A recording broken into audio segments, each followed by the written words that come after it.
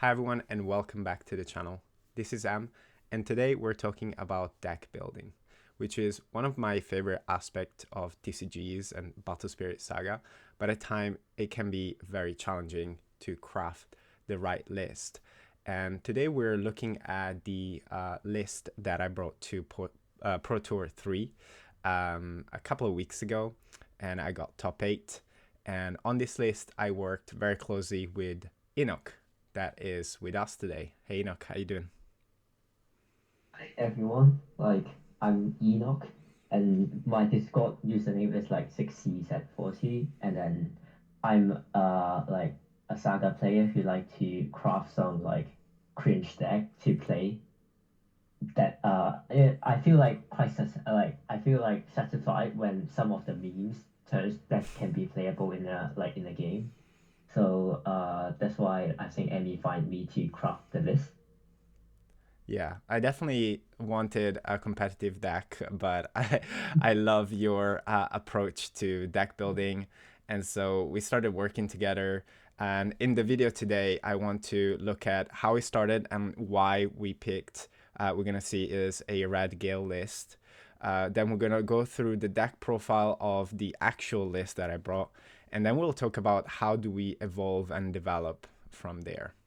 So let's jump into what was the first version, I would say. Now it's called Good Red Gale PT version 1.4. So it's not the very first one, but this was pretty much the base.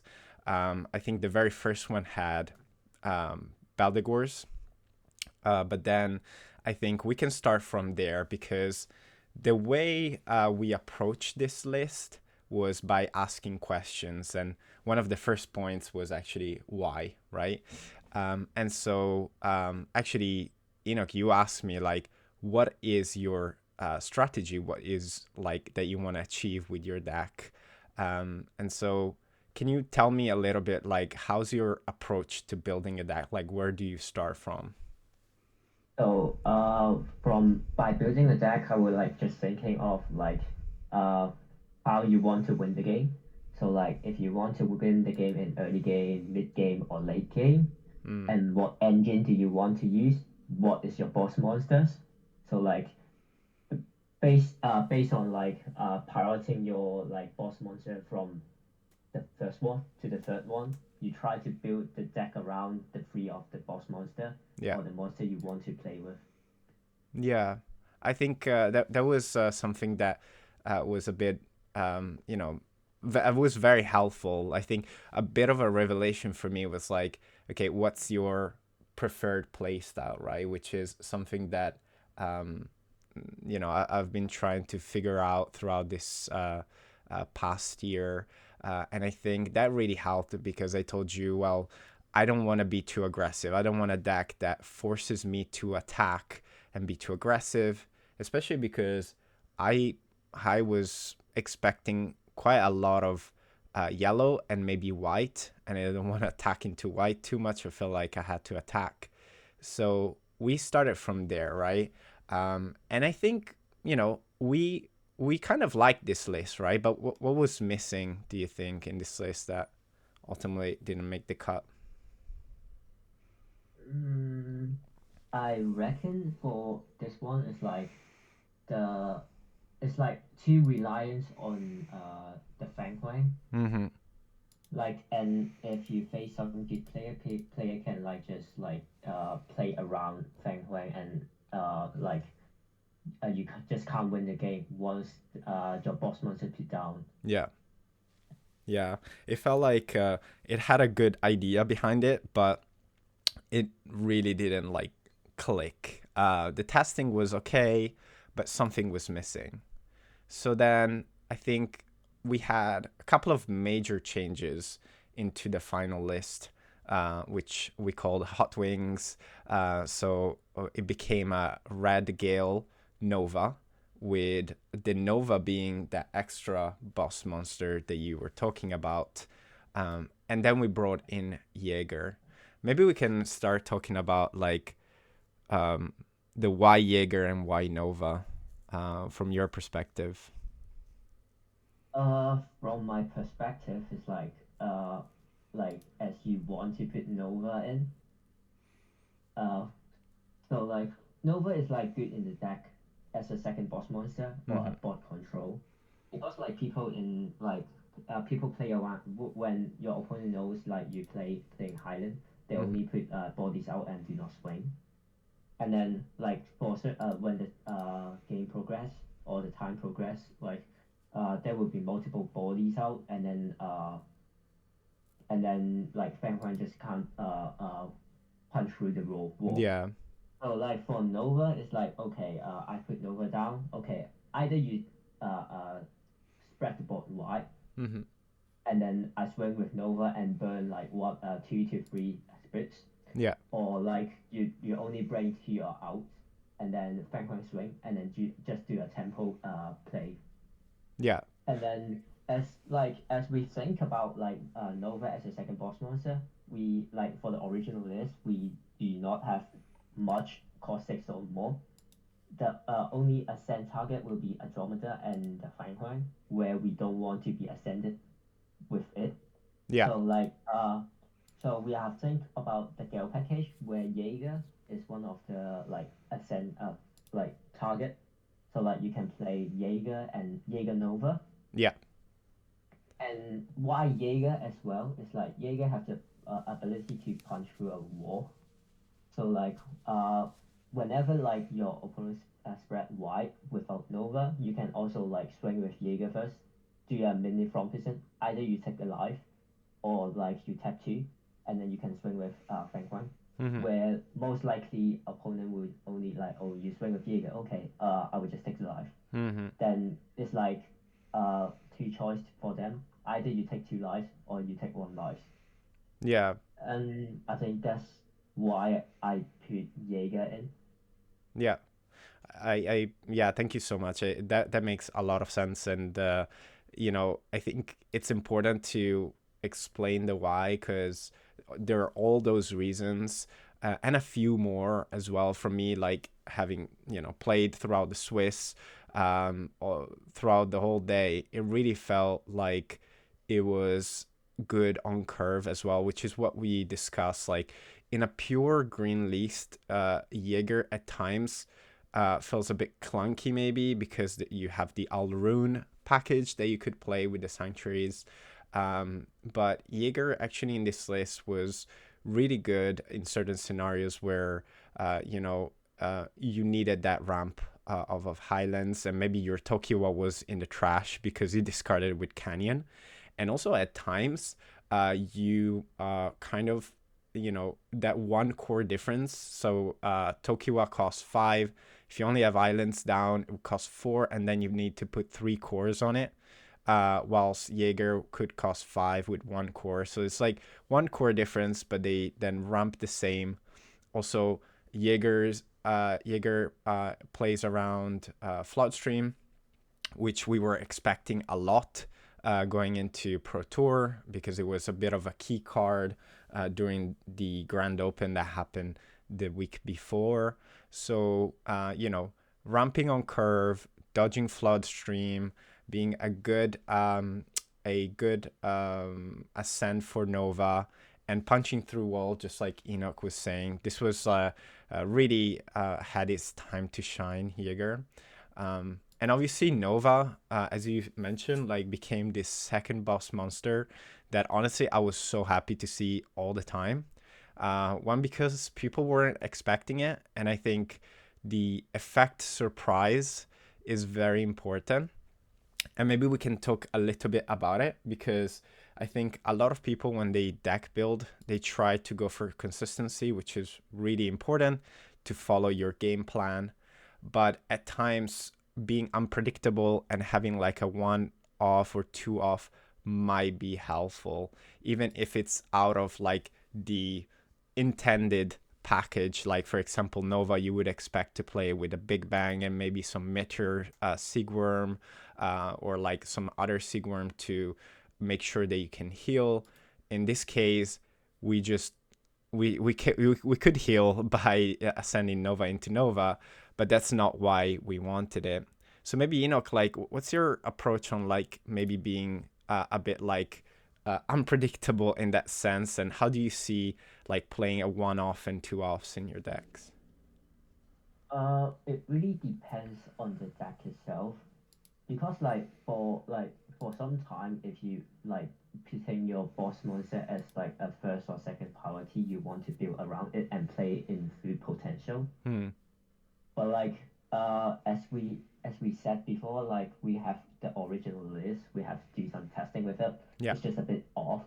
So uh, it's like an improvement for the original one. So like the deck itself can just work Yeah. without Nova, but it's like just some spice in it.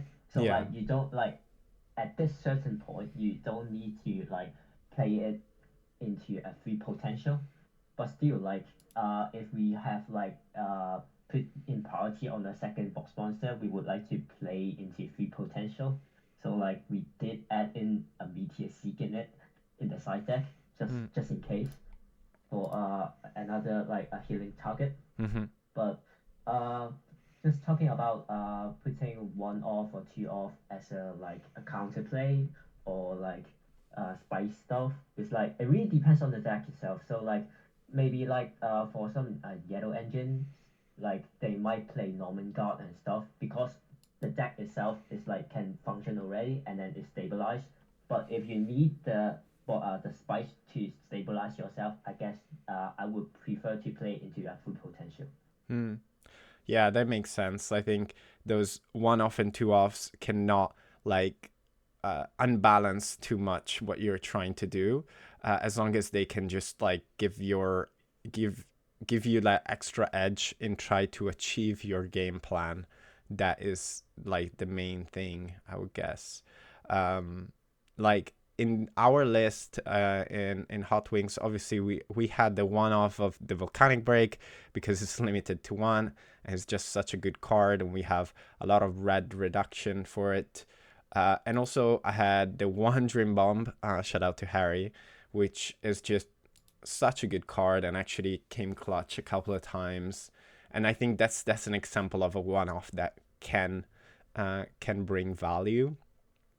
So the approach of this deck again was, hey, I don't want to be too aggro. I want a mid-range deck can actually go into late game, and this is what we kind of crafted with a sideboard. Maybe we can chat about the sideboard a little bit.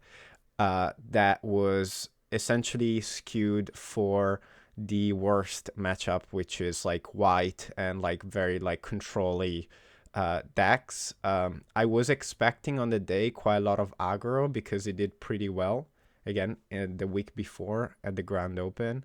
But I felt really good against aggro. We tested a lot, and it just felt like it could handle it.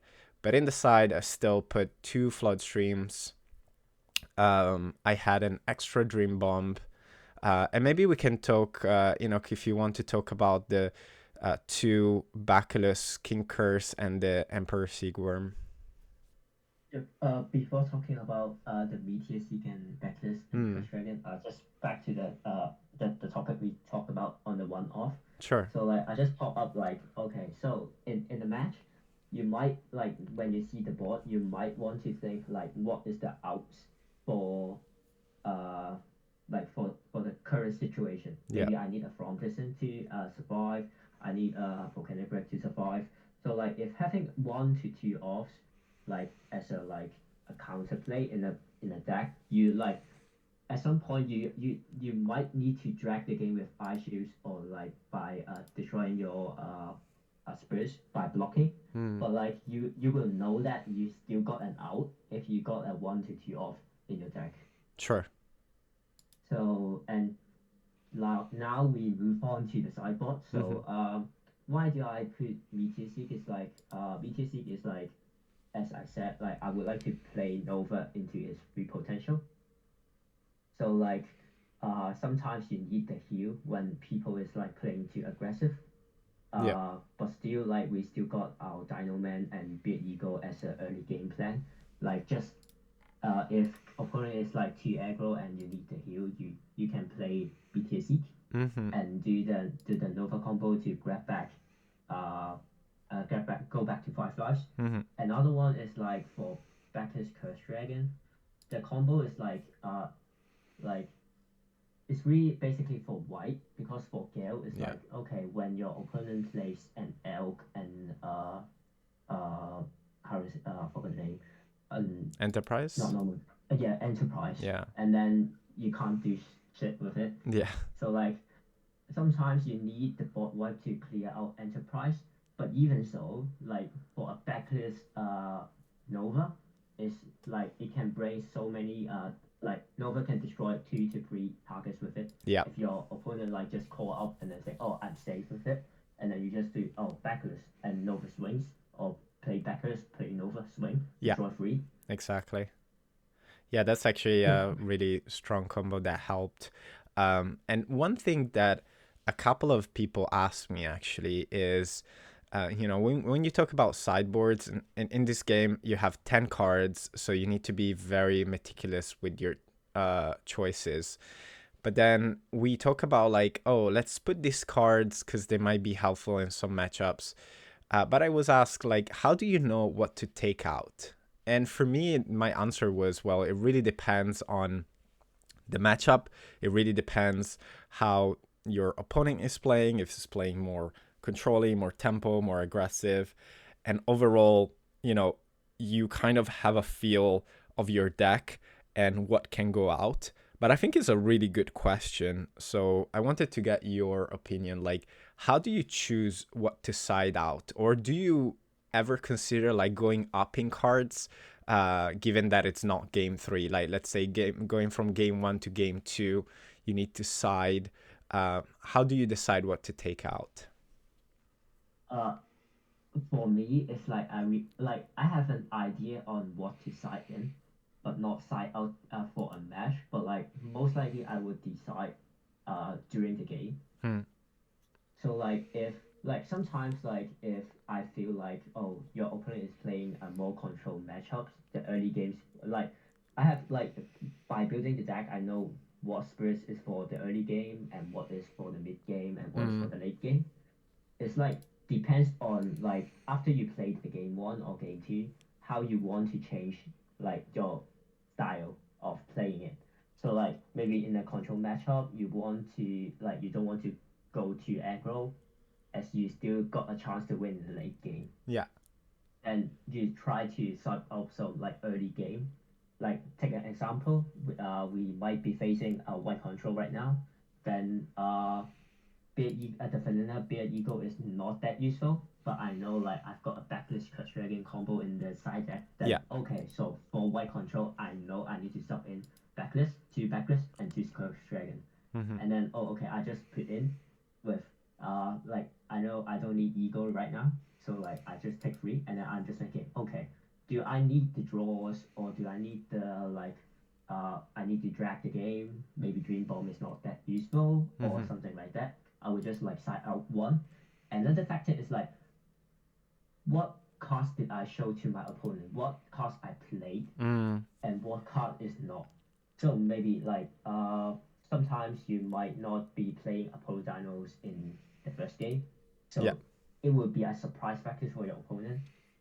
But like if your opponent sees your Apollo Dino in round one, for a good player they might play around it when it is like they think it is a threat. Yeah. So like I like for maybe some matchup, maybe like against yellow, when your opponent sees Apollo Dinos, they won't play Gambu in level 2. Yeah. They only will wait to call up. Then I think Apollo Dino will not be that powerful in this situation. Yeah. So like at some point I will just side out Apollo Dinos. Yeah. But it's like it's only a my factor, not like a general one. Mm. Although like Apollo Dinos as a 5 course trading with a ego, a dual ego is also decent. Yeah. It really depends. Like you bring up like very important factors, especially like the level of play. There's a lot of like mind games. Like for me, I we played 3 Ritual Fires, right? And I remember in a yellow matchup, it just did so much work in the first game.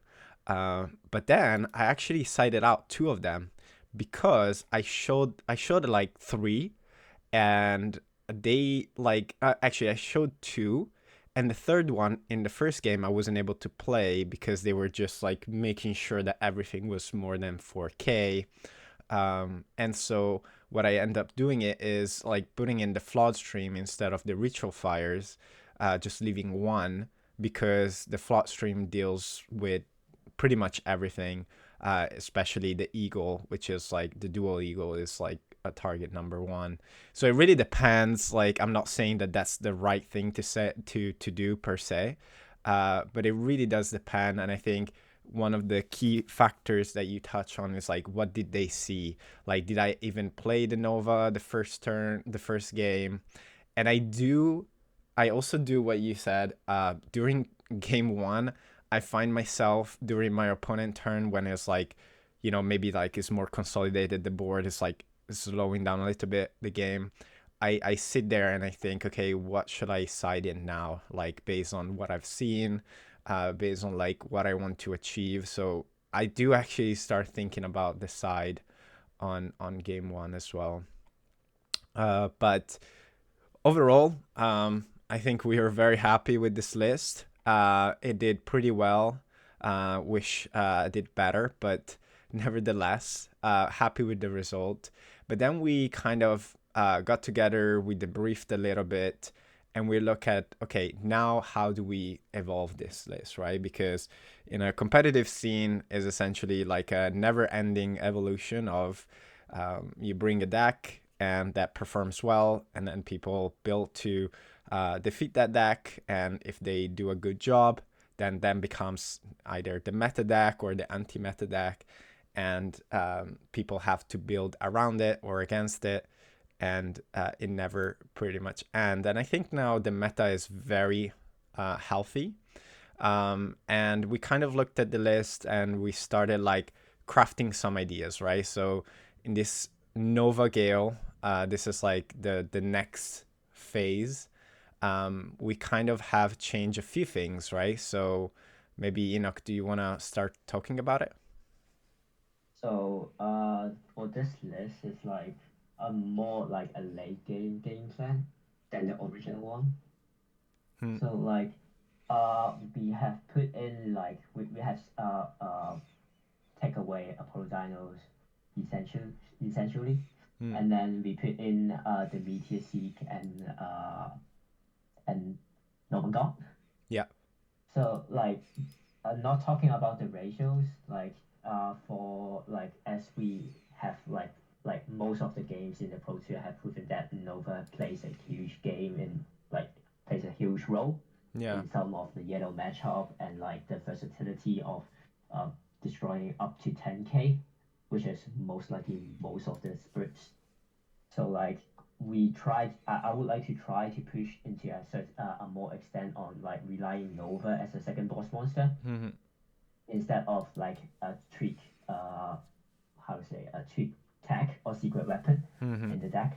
Yeah. So I would like to play more like play to a full potential with the heal and Sure. resetting the game. And another one is like Norman God. So like uh, for my experience in Glasgow uh, Grand Open, Hmm. I played Nova good stuff Yeah. in the X-Fighter meta, and it's proven like for Nova Swing and then plus and like plus like not Enterprise but like Norman God, you can do a free swing on the board and then get the refresh, Yeah. which is like huge to the game. Where sometimes like for most likely for Gale, for pure Gale or a Gale problem, it's like okay I don't have my eye shield, should I free swing?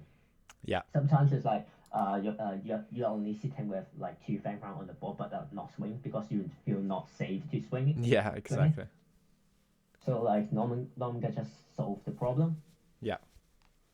Yeah. And by talking on the ratios, we have adjusted Tokyo to 2 because like as we said like we have like there's like some conflicts between Nova combo and Tokiwa as Mm. you don't have the soul core to get it back. Yeah. So like I like just try to like okay, we need to lower Tokiwa Yeah. and just bring in normal god in. Yeah, I think it makes sense, right? Like we've seen other novelists, the ones that made top eight at Pro Tour, they kind of try to, I guess, solve the problem of the swing with the suppression. They played three suppression, I think. But again, like if you lose the soul core, that's not helpful, but it helps with, early game. In our Pro Tour list, we didn't really care because, yeah, the Nova wasn't really there for heal, but now, as I said, we wanted to make it a bit more control-y, use at its full potential, so that soul core will disappear at some point. So the Toki might not be that helpful at some point. One last thing I wanted to talk about, which I think will probably get like some eyebrow raised, is like why don't we play Torn Prison? Like I think if people have noticed in any of our versions, we don't play Torn Prison. Do you want to like maybe expand a little bit on that? Uh, so like I think we have a few arguments on from prison Yeah. before Pro Tour. So like my point is like I'm not saying from prison is not good, but like it really depends. Like it is a powerful card, but like does it suit the deck? So Hmm. like uh in the Hot Wings deck or in the Nova Gale list, it's like okay, tapping T, trying to survive for a second game, like second turn. Hmm. Is it that impactful in in the situation or for the game itself? So like for Nova Gale, like okay, I tap down two people like doing tempo or aggro plays, and then after I play from prison in your opponent turn, if I get back or I get my refresh step, I get my call. Can I finish the game? Yeah. But like essentially, I feel like for Nova Gale list, it's like I prefer to play removal spells instead of like trying to drag the game. So like from prison only acts like uh, a mini eye shield Yeah. at some point instead of like having an answer and then try to punch go for lethal damage after I play from prison. Mm-hmm. So like I prefer to have like removal spells like maybe like burning force or ritual fire, trying to get like extra value from 1 to 2 plays or uh to different like to different situation. So like I have certainly removed the threat Yeah. of being aggro next turn. So like that's why I think from prison isn't in the list. Yeah, it's a play style choice, and I think although we've seen how strong Torn Prison is for those reasons, I think it was a good call at the end. I really struggled not playing it, but to be completely honest with you, you were right based on the my play style and the game plan for this deck. It just worked. Like I don't think there was a single moment where I actually wanted to see it. Maybe it would have helped. Of course, it's a great card, but nevertheless, it worked for those reasons, even without it. So, just to recap, what we talked about, we saw how we started building the deck, like what are the questions to be asked in terms of like what are your playstyle, what do you want to achieve with your deck. That's how you start building it. And then we looked at some of like the picks, like why we chose like the Jaeger, why we brought in the Nova, and ultimately how do we keep progressing in the deck building. So Enoch, thank you so much. Is there any like shout out that you want to give or anything like that? I would like to shout out to M because he played the deck into his full potential. Oh, thanks, man. That's very sweet. I try my Yeah, best. I try my best. yeah, It was you uh, did. it was such a cool thing to work on it together and keep you updated. And I remember you saying if you make top eight, I'll take a day off. and then I message you and I say take the day off. It was a good feeling. But again, thank you so much, and thanks everyone for watching. Leave a like if you like, leave a comment, let us know like how do you build your own deck, and if you want any other like tips or anything we could talk about. But that's it for now. And again, thank you, Enoch, and see you next time. You guys.